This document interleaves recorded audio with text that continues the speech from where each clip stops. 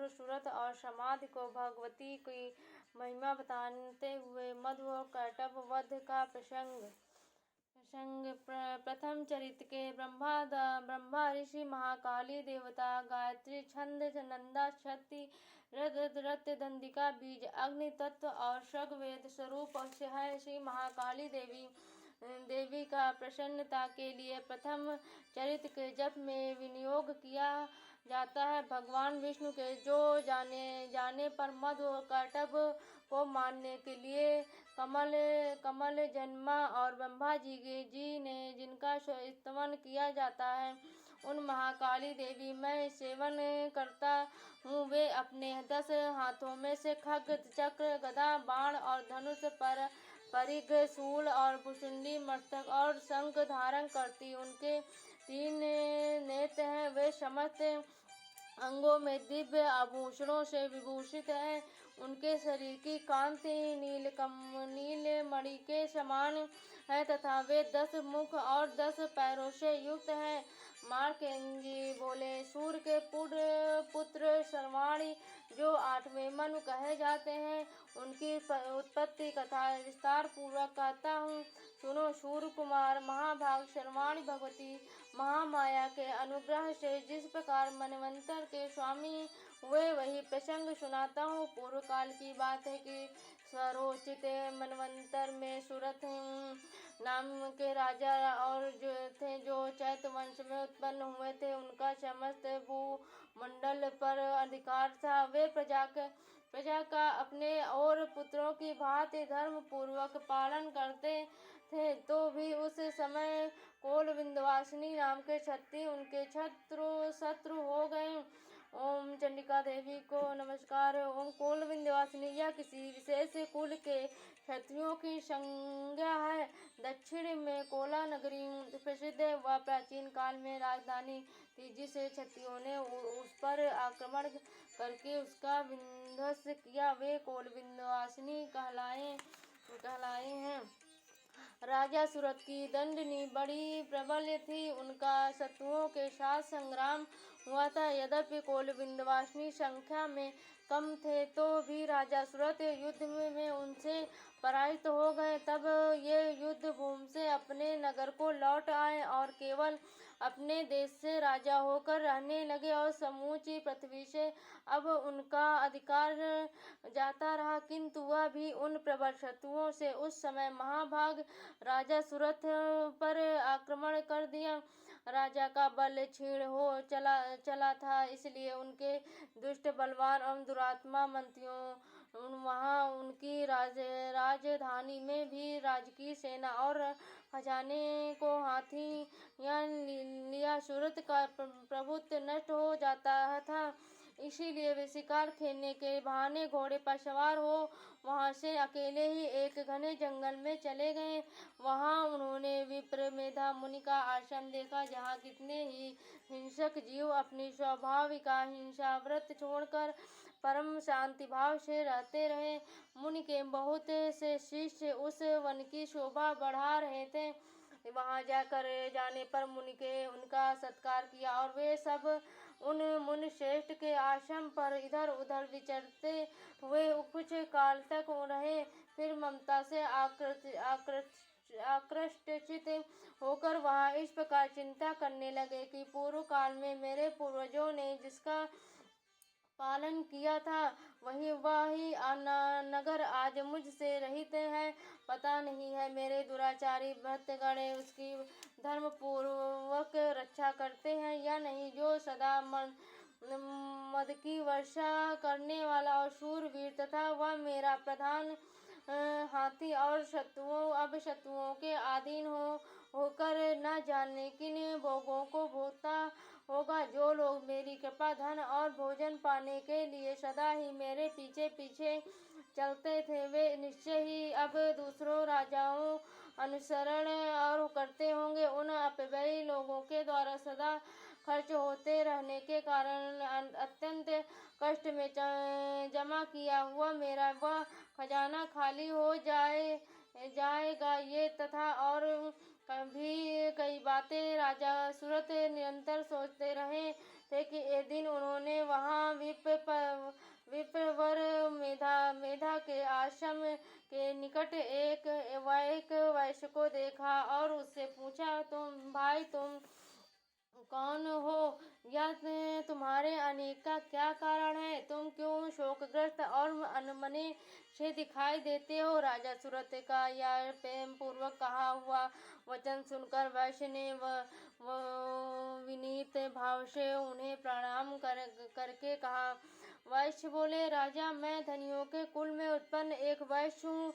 मेरा नाम समाधि। मेरे तुष्ट स्त्री पुत्रों के धन में लोभ से मुझे घर से बाहर निकाल दिया है। मैं इस समय धन, स्त्री और पुत्र से चिंतित हूँ। मेरे विश्वसनीय बंधुओं मेरा ही धन लेकर मुझे दूर कर दिया है, इसीलिए दुख होकर मैं वन में चला आया हूँ। यहाँ रहकर मैं इस बात को नहीं जानता कि मेरे पुत्रों की, स्त्री की और स्वजनों की कुशल है या नहीं। इस समय घर में वे कुशल रहते हैं अथवा उनके कोई कष्ट?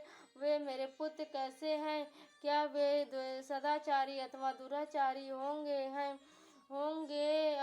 राजा ने पूछा, जिस लोभी स्त्री पुत्र आदि जिन धन के कारण तुम्हें घर से निकाल दिया है, उनके प्रति तुम्हारे चित्त में इतना स्नेह बंधन क्यों है?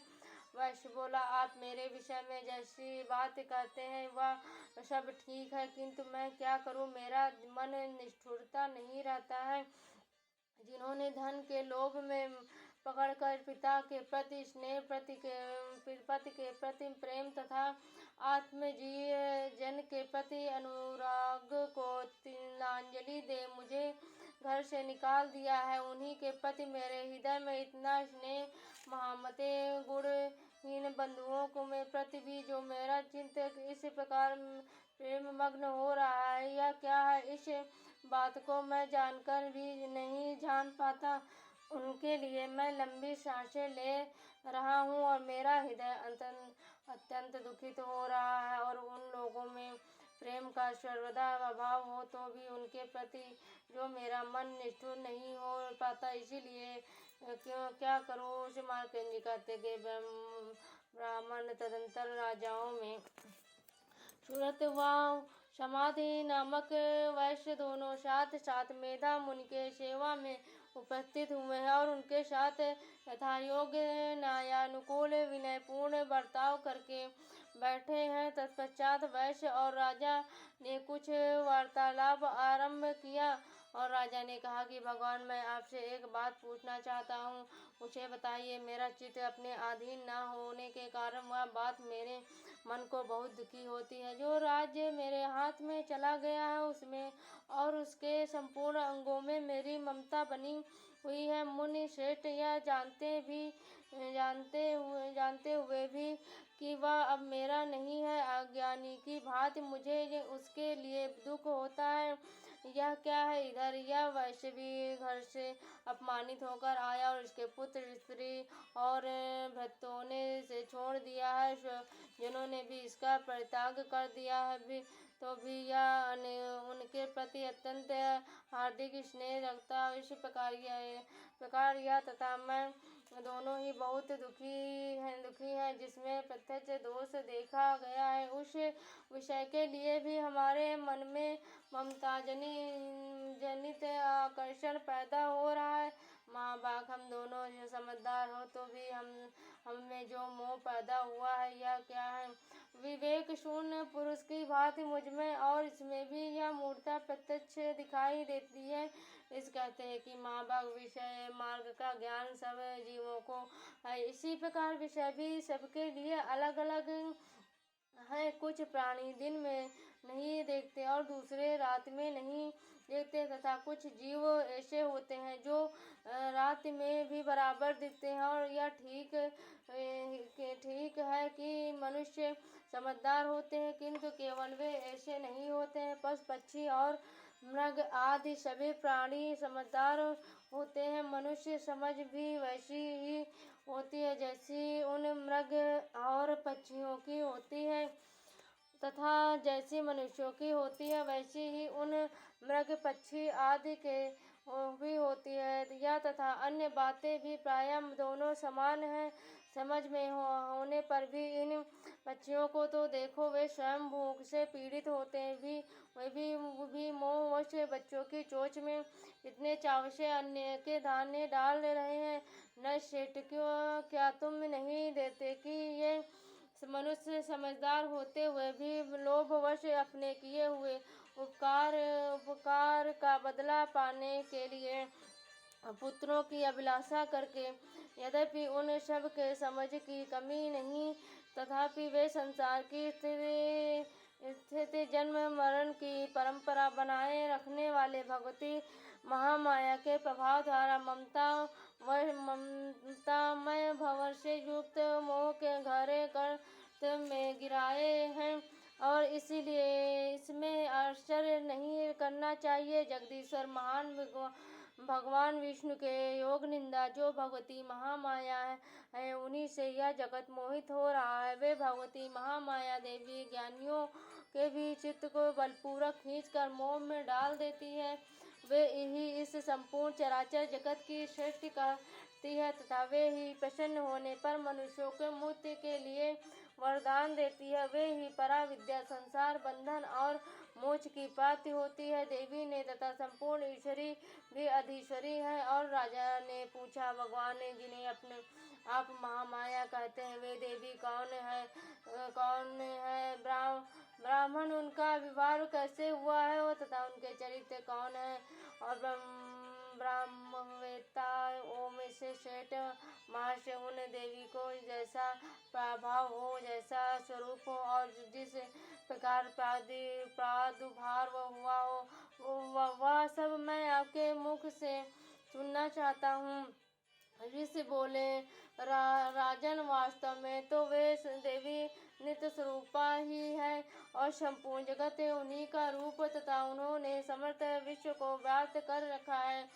तथापि उनका प्रकट अनेक प्रकार से होता है, वह मुझसे सुनो। यद्यपि वे नित्य और अजन्मा, तथापि देवता के कार्य सिद्धि के लिए ही प्रकट होती है। उस समय लोक में से उत्पन्न हुई कहलाती। कल्प के अंत में जब संपूर्ण जगत कावड़ में से निमग्न हो रहा है और सबके प्रभु भगवान विष्णु शेषनाग की शैया बिछाकर योग निंदा आश्रय ले रहे हो थे, तो उस समय उनके कानों के मैल से दो भयंकर असुर उत्पन्न हुए, जो मद और काटव नाम से विख्यात थे। वे दोनों ब्रह्मा जी का वध करने को तैयार हो गए। भगवान विष्णु के नाभि कमल में विराजमान प्रजापति ब्रह्मा जी ने जब उन दोनों भयानक असुरों अपने पास आया और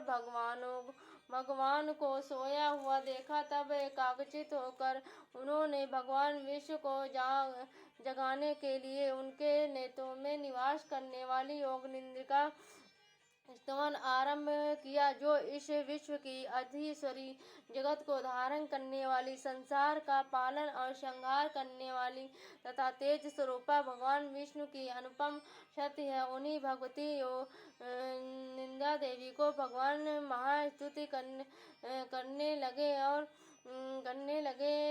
ब्रह्मा जी बोले कि देवी, तुम सदा तुम्ही स्वाहा, और तुम्ही वष्टकार हो, स्वर भी तुम्हारे, स्वरूप भी तुम्ही, जीवनदायिनी सुधा और नित्य अक्षर प्रणव में आकार और अवकार मकार, इन तीनों मात्राओं में से रूप से तुम्ही स्थित हो, तथा इन तीन मात्राओं के अतिरिक्त जो बिंदु रूपा नित्य अर्ध मात्रा, जिसका विशेष रूप से उच्चारण नहीं किया जा सकता है, वह भी तुम्ही हो। देवी, तुम्हारी संध्या सावित्री तथा परम जननी हो। देवी, तुम इस विश्व ब्रह्मांड को धारण करती हो। तुमने ही इस जगत की सृष्टि होती है, तुम्ही से इसका पालन होता है, और सदा तुम्ही कल्प के अंत में सबको अपना ग्रास बना लेती हो। जगतमयी देवी, इस जगत की उत्पत्ति के लिए सब समय तुम षष्टि रूपा हो, पालन काल में स्थित रूपा हो तथा कल्पांत के समय संहार रूप और धारण करने वाली तुम्ही महाविद्या, महामाया, महामेधा, महास्मृति और महामोह रूपा महादेवी और महासुरी हो। तुम्ही तो तीनों गुणों और उत्तम करने वाली सबकी प्राकृत हो। भयंकर कालरात्रि, महारात्रि और मोहरात्रि भी तुम्ही हो और तुम्ही श्री, तुम्ही ईश्वरी तुम्ही हो और तुम्ही बोध रूपा तथा बुद्धि हो। लज्जा, पुष्टि, तुष्ट, शांति और क्षमा भी तुम्ही हो। तुम खड्गधानी, शूलधानी, घोर रूपा तथा गदा, शक्ति, शंख और धनुष धारण करने वाली हो। बाण, सुंडी और परिघ ये तुम्हारे अस्त्र है। तुम सौम्य और सौम्यंतर हो। इतना ही नहीं कि जितने भी सौम्य एवं सुंदर पदार्थ हैं उन सबकी अपेक्षा तुम अत्यधिक सुंदरी हो और अपर सबसे परे रहने वाली परमेश्वरी तुम्ही हो। और सर्वस्वरूपे रूप में देवी कहीं भी सत्य असत रूप जो कुछ वस्तुएं हैं और उन सब की जो शक्ति है वह तुम्ही हो। ऐसा अवस्था में तुम्हारी स्तुति क्या हो सकती है। जो इसका जगत सृष्टि, पालन और संहार करते हैं उन भगवान को भी जब तुमने निंदा के अधीन कर दिया है तब तुम्हारी स्तुति करने में यहाँ कौन समर्थन हो सकता है। मुझको, भगवान शंकर को तथा भगवान विष्णु को भी अपने ही शरीर धारण कराया था। तो तुम्हारी स्तुति करने की शिष्यत किसमें है देवी। तुम तो अपने इन उदार प्रभाव से ही प्रशंसित हो। ये जो दोनों दुर्धर्ष असुर मधु और काटब हैं इनको मोह में डाल कर दो और जगदीश्वर भगवान विष्णु को शीघ्र ही जगा दो। साथ ही इनके भीतर इन दोनों महान असुरों को मार डालने की बुद्धि उत्पन्न कर दो। इस कहते हैं कि हे राजन, जब ब्रह्मा जी वहाँ मधु और काटब को मारने के लिए उद्देश्य भगवान विष्णु जगाने के लिए तमोगुण की अधिष्ठात्री देवी योग निंद्रिका देवी इस प्रकार स्तुति की है, तब वे भगवान के नेत्र, मुख, नासिका, बाहु, हृदय और वक्ष स्थल के निकलकर अव्यक्त जन्मा ब्रह्मा जी की सृष्टि के समक्ष बड़ी खड़ी हो गई है। योग निंदा से मुक्त होने पर जगत के स्वामी भगवान जनार्दन उस एकारण वर्ण के जल में शेषनाग की शैया से जाग उठे। फिर उन्होंने उन दोनों असुरों को देखा। वे दुरात्मा मधु और काटब अत्यंत बलवान तथा पराक्रमी थे और क्रोध से लाल आंखें किए ब्रह्मा जी को खा जाने के लिए उद्योग कर रहे थे। तब भगवान श्री हरि ने उठकर उन दोनों के साथ 5000 वर्षों तक केवल बाहु युद्ध किया। वे दोनों भी अत्यंत बल के कारण उन्मत्त हो रहे थे। इधर महामाया भी उन्हें मोह में डाल रखा था। इसीलिए वे भगवान विष्णु से कहने लगी कि हम तुम्हारी वीरता से संतुष्ट हैं, तुम हम लोगों से कोई वर मांग लो।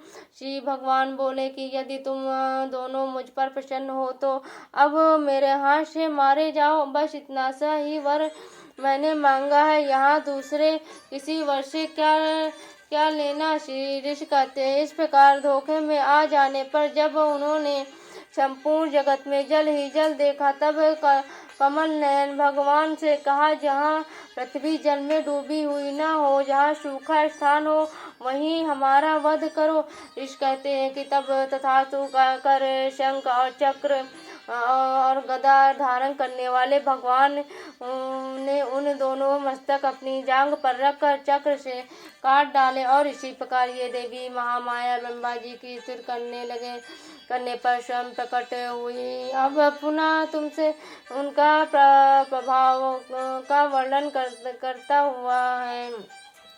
इसी प्रकार श्री मार्कंड पुराण ने सर्वाणिक मनवंतर की कथा को अंतर्गत देवी महात्म्य में मधु काटब का वध पूरा हुआ।